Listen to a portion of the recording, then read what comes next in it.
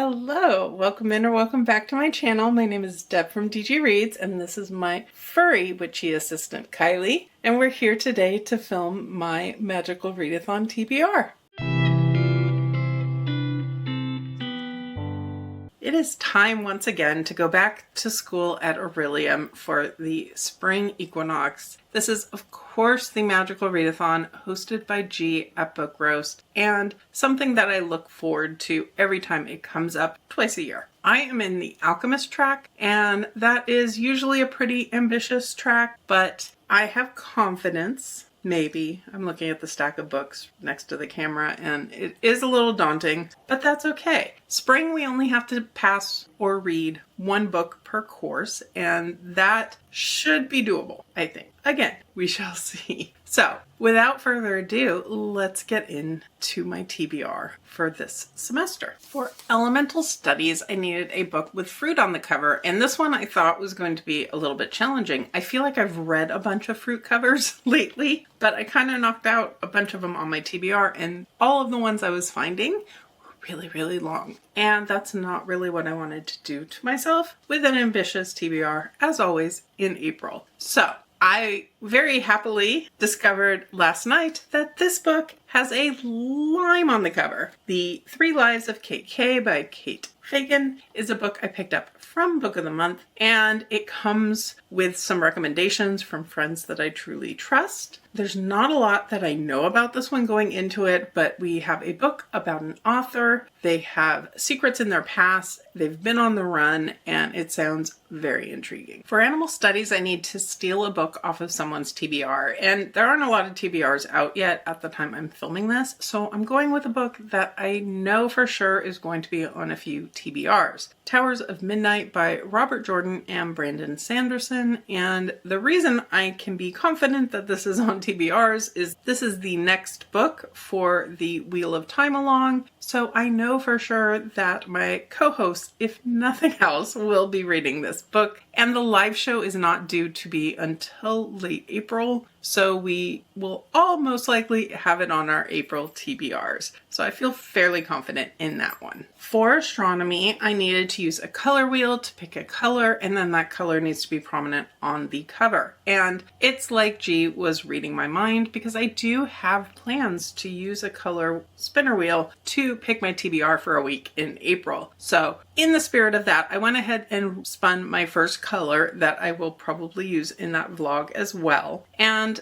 as you can see, I got green. And for this one, I didn't have as many green books sitting around as I expected I would have, but I do have Amy by S.J. Jones, and this is the second book in the Guardians of Dawn series, and green is certainly a prominent color on here. I received a gifted copy of this one from Wednesday Books. The marketing materials that came with this said it's a combination of The Last Airbender and Beauty and the Beast, and I enjoyed the first book, Jara, so I've been wanting to go ahead and pick up the second installment, so this is going to help me with my continuing series problem and fulfilling the prompt. For alchemy, I needed to find a title that was in all capital letters, and for this one, I am going to be picking up a appropriately school-themed book, The Dollhouse Academy by Margarita Montemor. And this is one that I actually did have an ARC that I received shortly after publication date from the author, but I also picked up the Once Upon a Book Club edition because then I get to open presents as I am reading it. So that always makes everything extra exciting. I loved this author's Una Out of Order, so as soon as I saw she had a new book coming out, it immediately caught my eye and got added to my TBR. I don't know a ton about this one other than the Dollhouse Academy is 4 stars, I believe. We've got story of friendship, we've got story of mystery and complexity, things going on behind the scenes at the school, and I'm eager to pick it up. The next book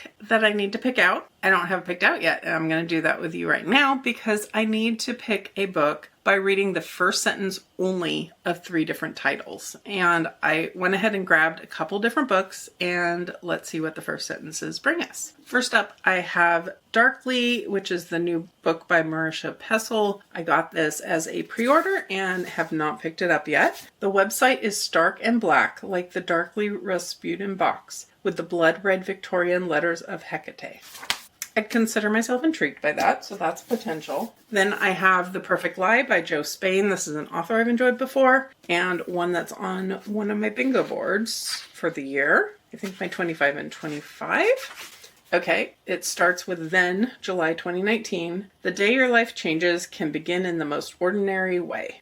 I would say that's a pretty standard kind of thriller opening. And then my third option, I have Jawbone by Monica Ojeda and translated by Sarah Booker. This one is from my horror bingo. And let's see how this one starts. She fluttered her eyes open and enrushed all the shadows of the breaking day. Don't hate it, not super intrigued. So I really think that Darkly is the one that grabbed my attention the most, and we're going to add this to the TBR. For Artificery, we were supposed to pay attention to the time we watched the announcement video for the readathon, which is such a fun way to make a prompt. And whatever time that was, that translates to either the number of letters in a title or number of words in a title. I watched the announcement video at 1:30 my time, so I'm translating that to 1. And I don't have any 1-letter titles, so we're going with a 1-word title. And I am adding Bunny by Mona Awad. This is a reread for me, and it's a book I enjoyed the first time around.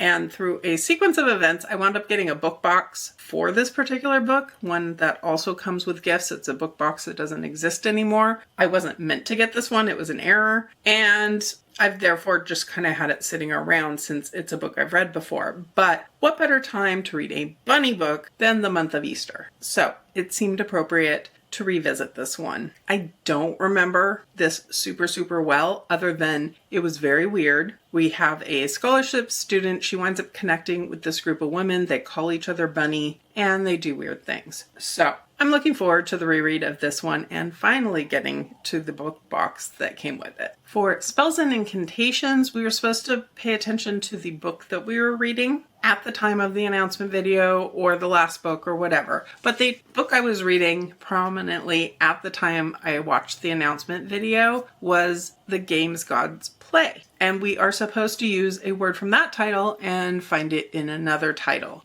Games worked out quite well for me because I did have Games Untold by Jennifer Lynn Barnes. This is one that is a short story collection from the Inheritance Games series and one I've had sitting around since it came out, so this is the perfect timing and it fulfills my want to read more short stories and make sure I'm getting to some short stories each month. So that is what I'm going to put on for this prompt. For Restoration, we needed to find a book that has over a 4-star rating on Goodreads or your platform of choice, and for this one I'm going to throw in my nonfiction for April, and that is The Message by Ta-Nehisi Coates. And this one is not big, which is me doing a favor to myself, quite honestly, because I had a few options I was considering that were true bricks of books, and I need to pace myself. This really is the author writing about writing, and it says that he set out to write a book about politics and writing, but it became a little bit more about how words and how writing and presenting truths in writing can impact reality and perception and all of those types of things.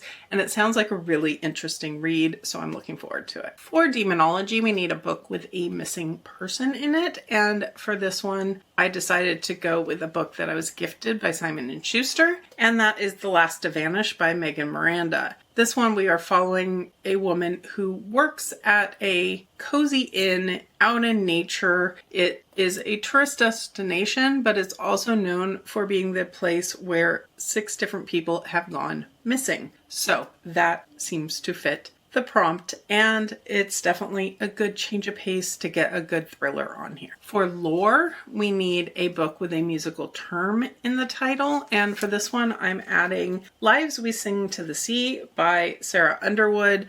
This is a gorgeous, of course, Illumicrate edition, and I remember nothing about it. It's been on my shelves for quite a bit, but sing is definitely a musical term. It says that death was only the start of her story. In the cursed kingdom of Ithaca, each summer brings the hanging of 12 maidens, a gift to the vengeful Poseidon. For 17 years, Leto has escaped the curse's mark until now. But instead of dying, she awakens on an island, and it sounds like she's given the opportunity to break the curse if she can kill the Prince of Ithaca. So, this is rather blinding. Sorry if I have been shining it in your eyes, but this is my musical word book. And that is it for my required reads to pass my spring semester to prepare for the fall. But I wouldn't be me if I didn't add on a little bit of extra optional reading. So at a minimum, I decided I do want to get the qualification as an impling sitter. This is something new as part of the readathon this year. And the prompt for this one is to read a book with an animal familiar. For this prompt, I'm going to pick up one that I think will work, or at least be a good stretch, because I mean, we are taking care of magical creatures, therefore a magical animal familiar should work, which I believe is what this one is,